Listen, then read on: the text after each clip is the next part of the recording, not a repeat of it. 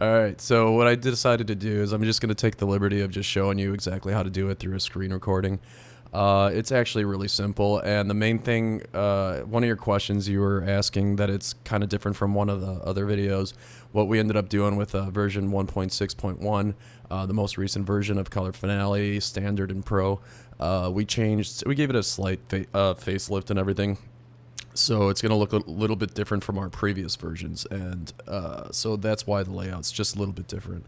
So I'm just going to take you through the steps on how to do it. So obviously, all you do is just drag a Color Finale, and obviously it didn't go in there. And this is not scripted at all, so if you hear mistakes, it's because I made them, and I'm not going to edit it. Alright, so what you do is you open the controls, and then you're going to go into the gear icon. That's where the charts are, and they're in there currently. And obviously you're going to hit that baby, and I cracked myself up.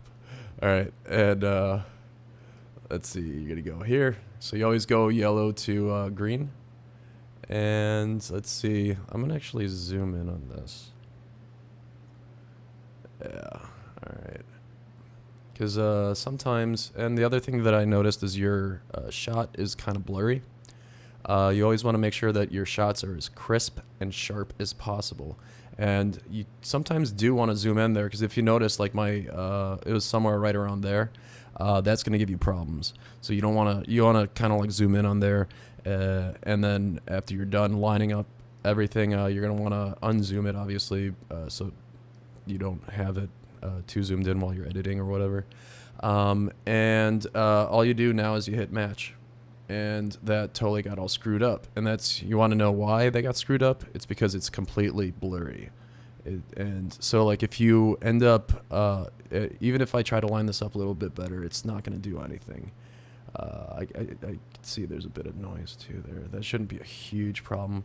But, yeah, I can guarantee this is probably not going to work due to it just being blurry. So just make sure that it's as tack sharp as possible. I'll even hook you up with some cool tips and everything that I wrote up not long ago and stuff, so I'll try to give it again. But yeah, this is gonna happen to you every single time if you don't follow the proper steps and everything. And it's just I don't know, just keep a few of these tips in mind when you're shooting and all that stuff. There's actually another thing that you could do. I'm actually gonna hook you up with this really quick. Let's see, let's get out of here. This is a really cool feature, actually. Okay.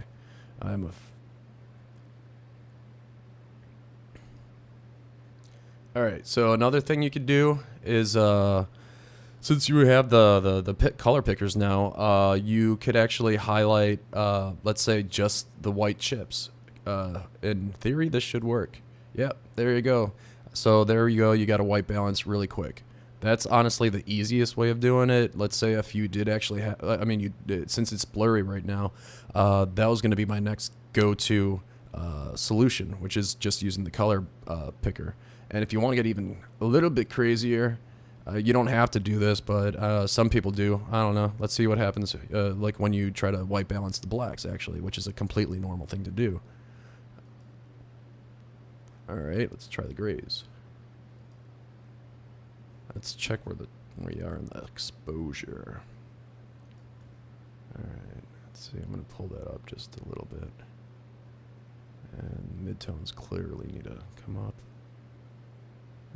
I'm like focusing on this part right here, so right around 600. I'm assuming it might be this part of the image.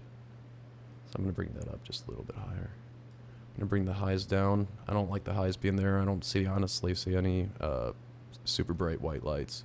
At least nothing that should be considered absolute bright white. Alright, let's see. According to the color levels and exposure levels, this is, I'd consider this pretty much properly exposed. Obviously, you're going to want a more crisp image, but that's not really what the screenshot is currently, which is totally acceptable. But in an ideal situation, everything would be properly white balanced and exposed.